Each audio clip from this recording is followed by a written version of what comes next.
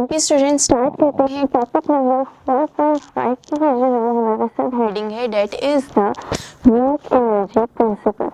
अब previous topics के accordingly हमने वर्क की डेफिनेशन को भी स्टडी किया कि whenever there is a force applied on our body तो क्या होता है, बॉडी में डिस्प्लेसमेंट प्रोड्यूस हो जाता है। इसको हमने वर्क डन का नाम दिया था।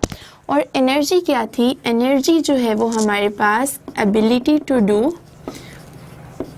वर्क थी, यानी अगर आपके पास बॉडी में एनर्जी होगी तभी आप ये वर्क डन कर सकते हो, अदरवाइज आप वर्क डन नहीं कर सकते।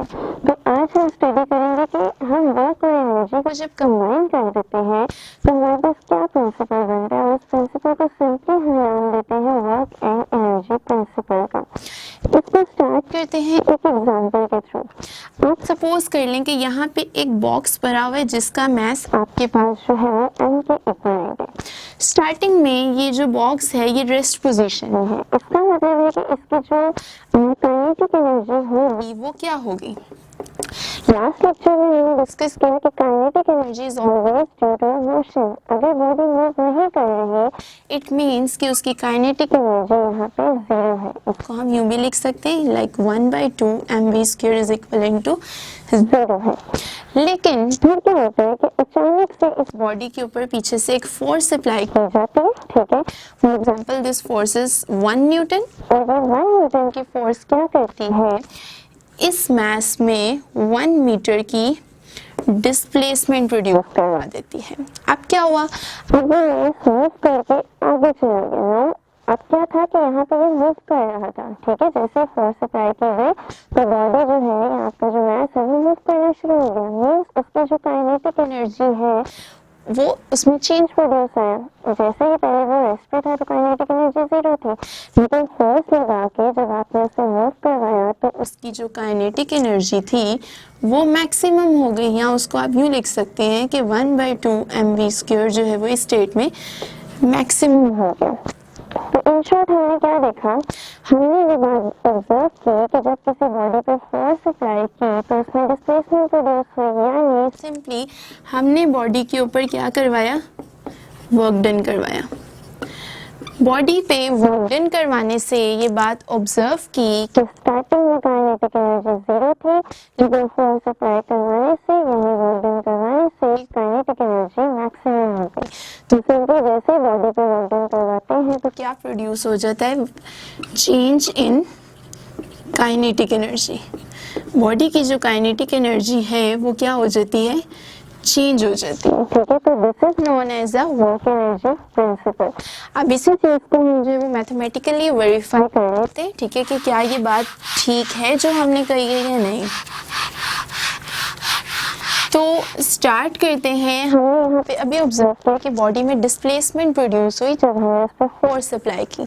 तो अगर हम स्टार्ट करें finding the value of displacement तो उसके लिए हम यूज़ कर लेते हैं थर्ड इक्वेशन ऑफ मोशन।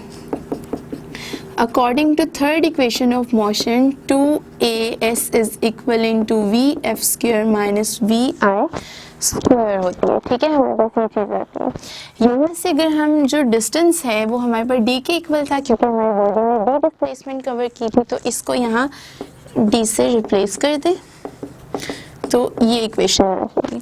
अब यहाँ से d की वैल्यू निकालना चाहें यानी डिस्प्लेसमेंट, तो वो आती है हमारे पास इस तरह से। अब हमने देखा था कि बॉडी में जो डिस्प्लेसमेंट प्रोड्यूस हुई थी वो कब हुई थी, जब हमने उस पर फोर्स अप्लाई की थी, तो तब जाके बॉडी में डिस्प्लेसमेंट प्रोड्यूस हुई थी।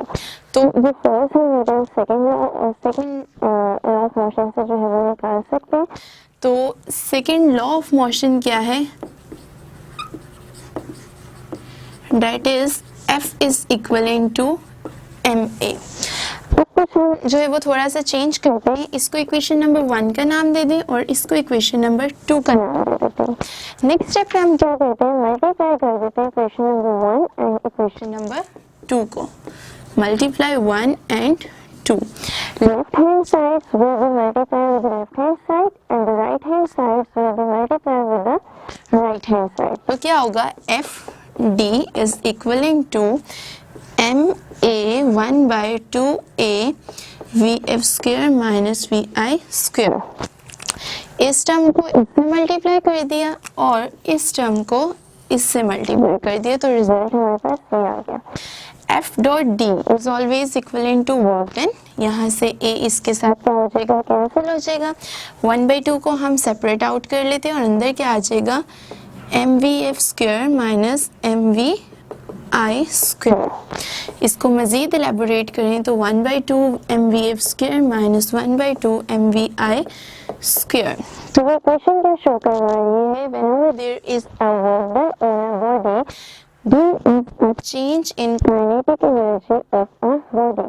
और हमेशा ये जो चेंज प्रोड्यूस होता है वो इंक्रीजिंग चेंज होता है, मतलब फ्लूइड सप्लाई करने से पहले या बॉडी पे वर्क डन करने से पहले अगर काइनेटिक एनर्जी बॉडी की कम थी तो हमेशा after the application of force और वर्क डन काइनेटिक एनर्जी की वैल्यू बढ़ जाएगी। यानी जो चेंज आता है ये ज़्यादा चेंज आता है, मैक्सिमम वैल्यू में जो है चेंज प्रोड्यूस होता है। तो ये था हमारे पास वर्क एनर्जी प्रिंसिपल।